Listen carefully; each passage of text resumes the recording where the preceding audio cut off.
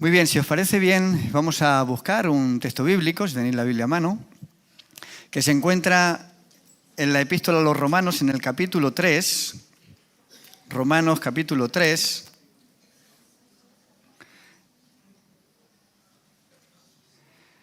Y vamos a leer a partir del versículo 9, donde dice, el apóstol dice, ¿qué pues? ¿Somos nosotros acaso mejores que ellos? De ninguna manera. Porque ya hemos probado que tanto judíos como gentiles, todos están bajo pecado. Pues escrito está, no hay justo ni aun uno. No hay quien entienda, no hay quien busque a Dios. Todos se desviaron y se echaron a perder. No hay quien haga lo bueno, no hay ni un uno. Por cuanto todos pecaron y están destituidos de la gloria de Dios. Yo creo que el mensaje que el apóstol Pablo nos da en esta mañana es claro. Si alguno piensa que se cree mejor que alguien, dice, ¿verdad? ¿Somos nosotros mejores que ellos? ¿Qué dice? De ninguna manera. Aquí no hay nadie mejor que nadie. Y si alguien se considera mejor que alguien, está equivocado. Hay una historia que cuentan que había en una casa viviendo 3 hermanas. Se habían quedado viudas, habían sobrevivido a sus esposos. Y la menor tenía unos 80 años, la mediana tenía 87 y la mayor tenía 92. Y dice que esta mujer mayor, la más mayor de todas, de las hermanas, la de 92 años, se encontraba en la ducha. Y cuando sale de la ducha, con dificultad, porque era una mujer mayor, de repente se para y le grita a la hermana mediana, a la de 87, y le dice, María, ¿yo estaba saliendo o estaba entrando? Y entonces María dice, esta hermana mía, Señor, cada día está peor. Dice, espera que subo. Y sube por las escaleras y cuando está a mitad de la escalera dice, ¿yo estaba subiendo o estaba bajando? Y entonces le grita a la hermana menor y le dice, Antonia, ¿yo estaba subiendo o estaba bajando? Y Antonia, que era la más joven de las 3 hermanas, dice, ay Dios mío, qué hermanas tengo. Gracias te doy, Señor, porque yo no estoy como ellas. Y cuando se levanta del sofá, dice, ¿yo me estaba levantando o me estaba sentando? Bueno, esto es un chiste, hermanos, pero es una realidad. A los seres humanos nos cuesta reconocer que tenemos defectos, que tenemos fallos. Y muchas veces nos comparamos con los demás pensando que somos mejores que los demás. Nos solemos comparar, aunque a veces no digamos o no lo expresemos. Pero muchas veces creemos que somos mejores. Y de alguna forma la realidad del Evangelio es la pregunta que el Señor nos hace y dice, el que esté libre de pecado, que tire la primera piedra. El que se crea mejor que otros, que lance la primera piedra. Pero realmente cuando nos confrontamos con esta afirmación de Jesús, nos damos cuenta de que todos estamos defectuosos, de que todos de alguna forma estamos tarados, manchados, y que aquí no hay nadie que sea mejor que nadie. Y de alguna forma el profeta Isaías, en uno de sus mensajes, lo quiere dejar bien claro, cuando él dice, toda cabeza está enferma y todo corazón doliente. No hay en él cosa ilesa, sino solamente podrida llaga. Cuando nosotros venimos delante de la presencia del Señor y nos encontramos delante de toda esa santidad, no tenemos más que reconocer nuestras miserias, nuestra pecaminosidad. Tenemos que ser sinceros y tenemos que de alguna forma reconocer que necesitamos de una solución y esa solución pasa por Cristo Jesús. Es el único que puede traer solución a mi vida, que puede de alguna forma cambiar nuestro estado para que podamos ser cristianos pues de lo mejor que pueda cada uno, ¿verdad? Y a veces, mis queridos hermanos, nos cuesta ser sinceros y reconocer nuestros errores y nuestros pecados. Nos cuesta. Y sabéis, cuando uno no es sincero y cuando uno no es capaz de reconocer que tiene defectos y que tiene fallos, es imposible que pueda ir a los pies del Maestro para encontrar sanidad. Porque si no reconocemos, es como la persona que está enferma y dice, no, yo no estoy enferma. Y si no reconoce que está enferma, ¿cómo va a ir al médico para que lo sane? Es imposible. Por lo tanto, creo que una de las cosas que el Señor demanda de nosotros es que podamos ser sinceros, de que no finjamos a veces nuestro cristianismo, de que no finjamos de que todas las cosas en nuestra vida están bien.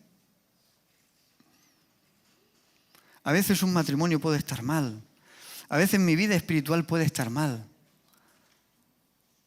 a veces yo puedo tener problemas. ¿Cuántas veces venimos a la iglesia, nos saludamos unos a otros? ¿Qué tal, hermano? ¿Cómo estás? Muy bien, muy bien.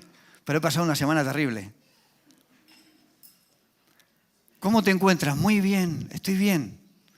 Pero me han diagnosticado un cáncer. ¿Por qué nos cuesta a veces ser sinceros? ¿Por qué a veces nos escondemos detrás de una careta? Nos cuesta. ¿Sabéis? En la antigüedad, los romanos solían premiar las esculturas de mármol que de alguna forma tallaban o esculpían los griegos. Eran unas esculturas extraordinarias. Y bueno, pues muchas de esas esculturas habían sido cinceladas por grandes artistas griegos. Y bueno, algunas de estas estatuas o imágenes, ¿verdad?, tenían grietas y tenían orificios. Y entonces, aquellas personas que querían vender esas estatuas, ¿qué hacían? Les ponían cera para ocultar esas grietas y esos orificios. Y entonces vendían esas imágenes como imágenes que eran perfectas, esculturas perfectas. Pero con el tiempo ocurría algo, y es que la cera se endurece y empieza a ponerse amarilla. Y la estatua revelaba sus defectos. Entonces, cuando uno de estos comerciantes quería vender estatuas que realmente eran perfectas y no tenían orificios, decían, estas estatuas son sin cera.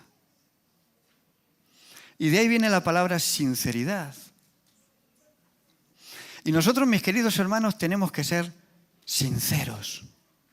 Y muchas veces tenemos que manifestarnos como somos, con grietas, con agujeros, con defectos.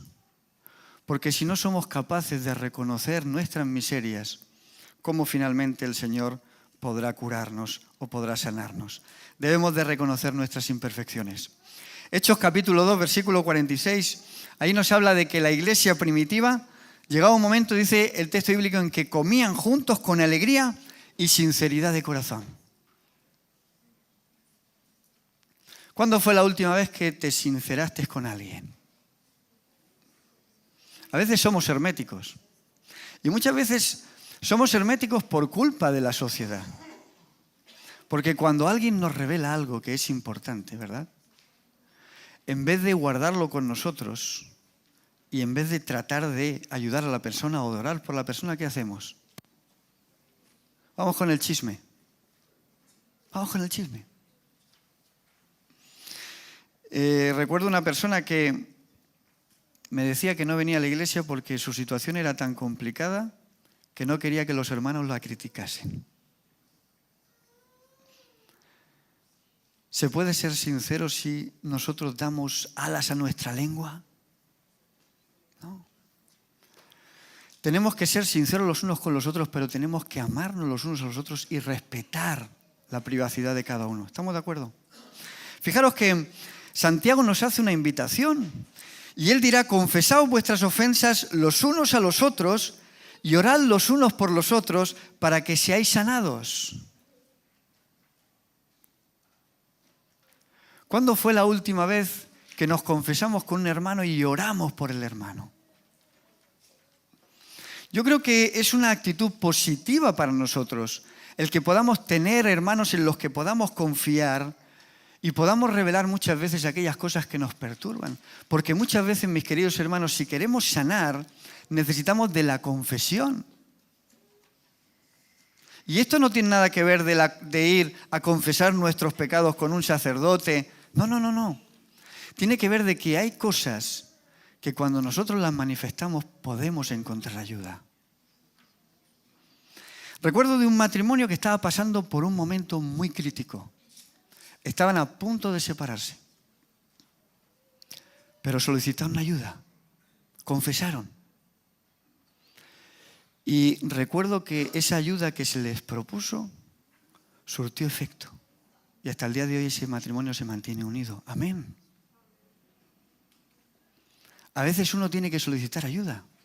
Recuerdo de otra persona que tenía problemas con la pornografía. ¿Sabéis? Eso es algo hoy muy común y es algo muy accesible. Y es algo que engancha con mucha facilidad, que hay que llevar cuidado. Esta persona tenía su familia, tenía sus hijos. Confesó, se le puso remedio y finalmente salió adelante.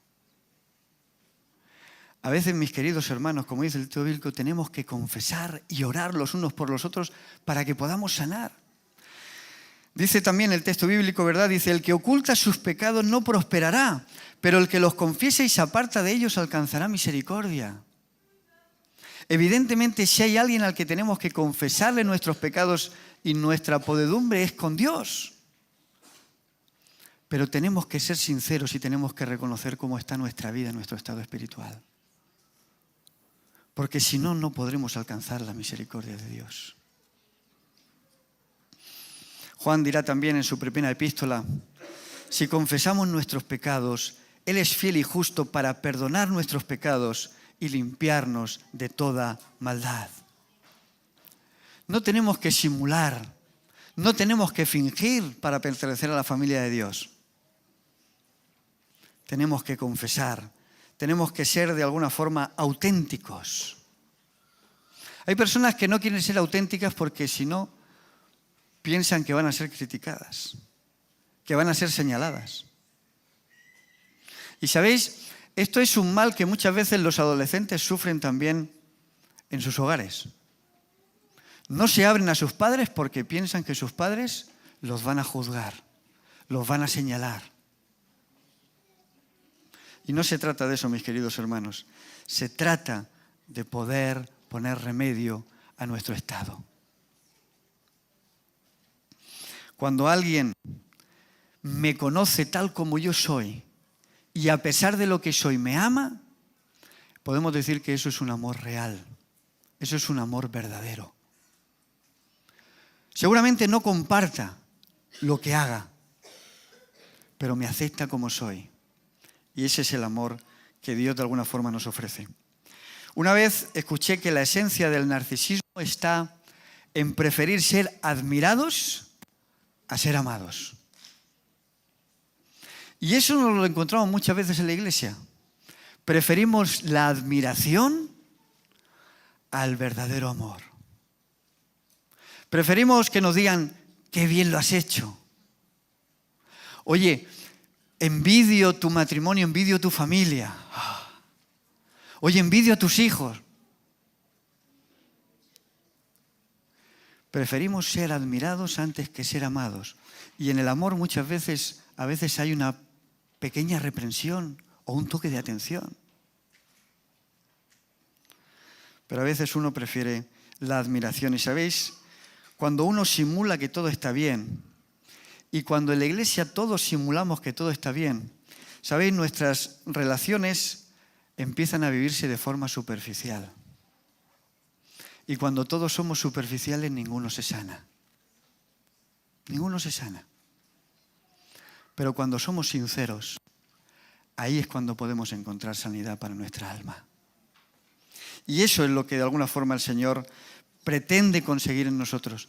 Que podamos ser sinceros, que podamos ser auténticos, para que finalmente Él pueda sanarnos y pueda ayudarnos. Fijaros que El apóstol Pablo en su epístola a los Romanos, en el capítulo 5, dirá: pero Dios muestra su amor hacia nosotros en que siendo aún pecadores, aun teniendo defectos, aun teniendo manchas, aun siendo imperfectos, Él dice que siendo pecadores Cristo murió por cada uno de nosotros. ¿Nos ama el Señor o no?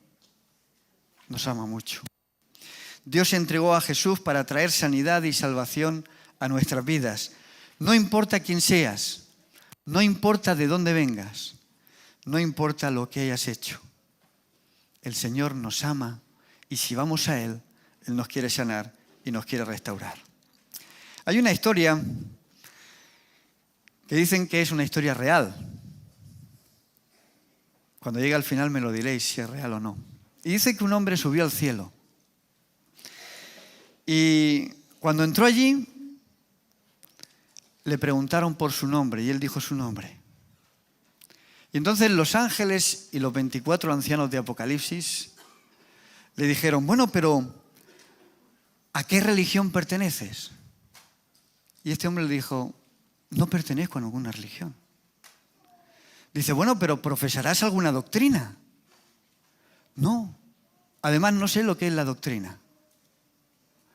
Pero habrás hecho buenas obras para estar aquí. Porque la Biblia dice que la fe sin obras es una fe muerta.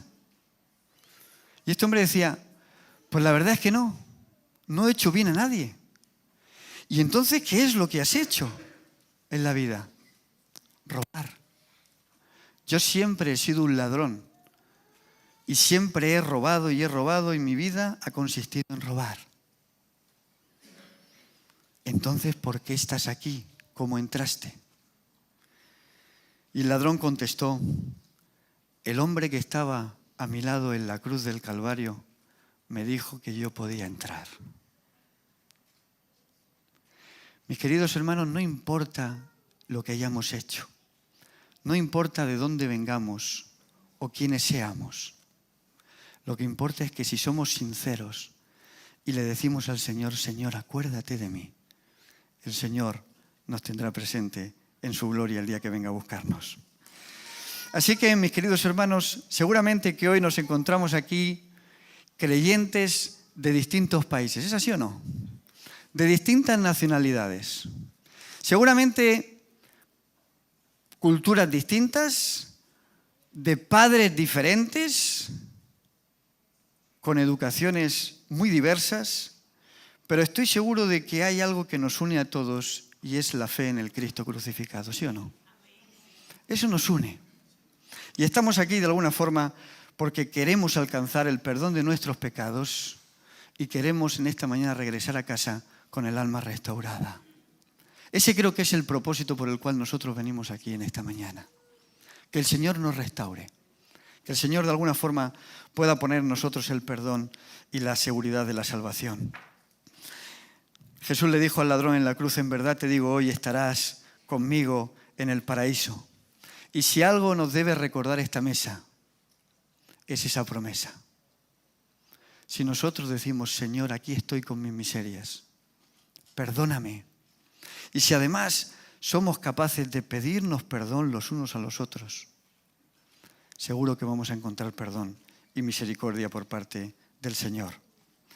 El amor de Dios sigue abierto, ¿verdad? La puerta de la gracia todavía sigue abierta. Por lo cual, hermanos, estoy seguro, como dice Pablo, que ni la muerte, ni la vida, ni ángeles, ni principados, ni potestades, ni lo presente, ni lo porvenir, ni lo alto, ni lo profundo, ni ninguna cosa creada nos podrá separar ¿de qué cosa? Del amor de Dios que es en Cristo Jesús. ¡Qué magníficas palabras! Yo estoy seguro de que si os preguntase cuál es vuestra parábola favorita, seguro que tendríais opinión distinta, ¿verdad? Habría opiniones. Pues a mí me gusta esta parábola, a mí yo me identifico más con la otra. Bueno, yo hay una parábola que a mí personalmente me gusta mucho y seguro que a alguno de vosotros también. Y es la parábola de Lucas 15, la parábola del hijo pródigo. ¿Recordáis la parábola? ¿Sí? Bueno, pues en síntesis podemos decir que hay dos grupos. Está el hijo mayor y el hijo menor.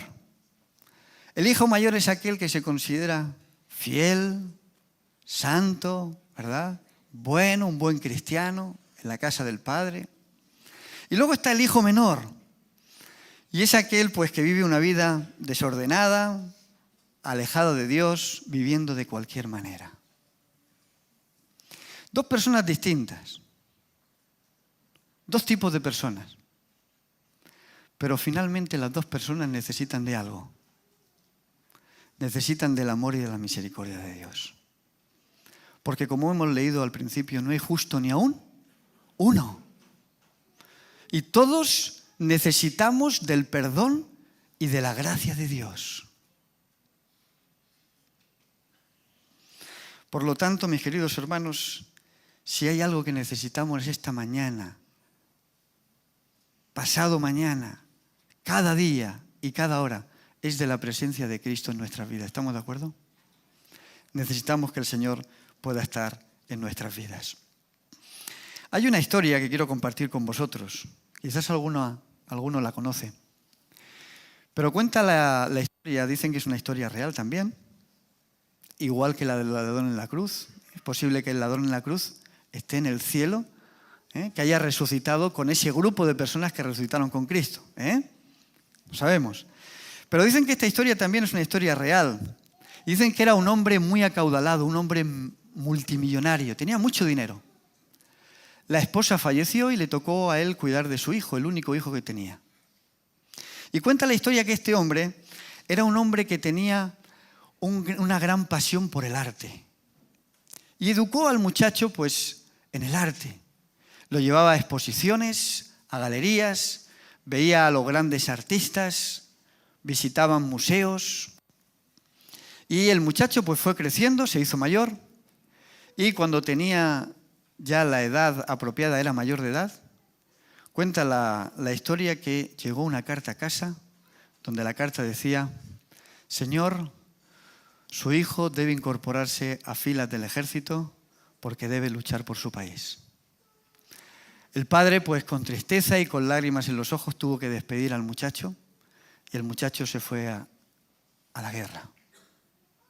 Y bueno, este muchacho pues seguía mandando cartas con su padre, seguía escribiéndose con él, le iba contando un poquito cómo era la situación por la que estaban pasando en el campo de batalla.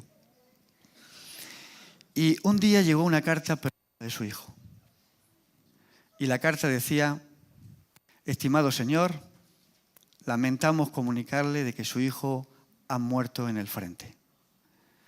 Ha sido un gran soldado, ha salvado muchas vidas, pero finalmente ha fallecido, ha muerto. Así que agradecemos su servicio a nuestra nación. El padre, pues con lágrimas en los ojos, lloraba por la pérdida de su hijo. Meses más tarde, cuenta esta historia, que alguien llamó a la puerta. Y había allí un muchacho joven.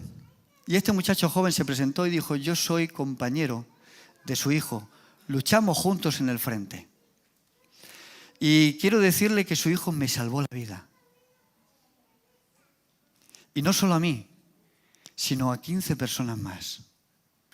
Y su hijo me contó de que usted tenía mucho amor por las cosas de arte. Y me contaba que usted le llevaba a las galerías y lo llevaba a visitar ciertos cuadros, ciertas imágenes de artistas renombrados. Dice: yo era aficionado a la pintura. Y mientras estábamos en el campo de batalla, en los momentos que teníamos, yo empecé a pintar el retrato de su hijo. Y en esta mañana quiero traerle ese retrato. Y el muchacho le entregó un cuadro con la imagen de su hijo. El padre, alegre y gozoso por ese regalo tan significante para él, se despidió del muchacho y colgó el cuadro entre las pinturas más extraordinarias que tenía, pinturas de mucho valor. Cuenta la historia que años más tarde este hombre falleció y dejó una gran herencia, pero una herencia que tuvo que ser subastada.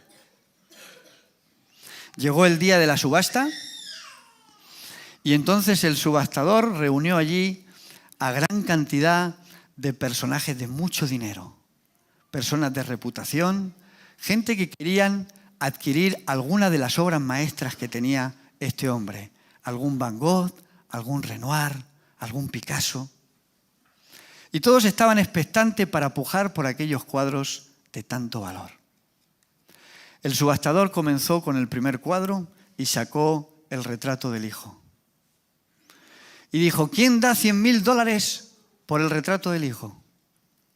La sala enmudeció. Al fondo uno replicó y dijo, por favor, quiten esa pintura de ahí y pongan las pinturas de valor.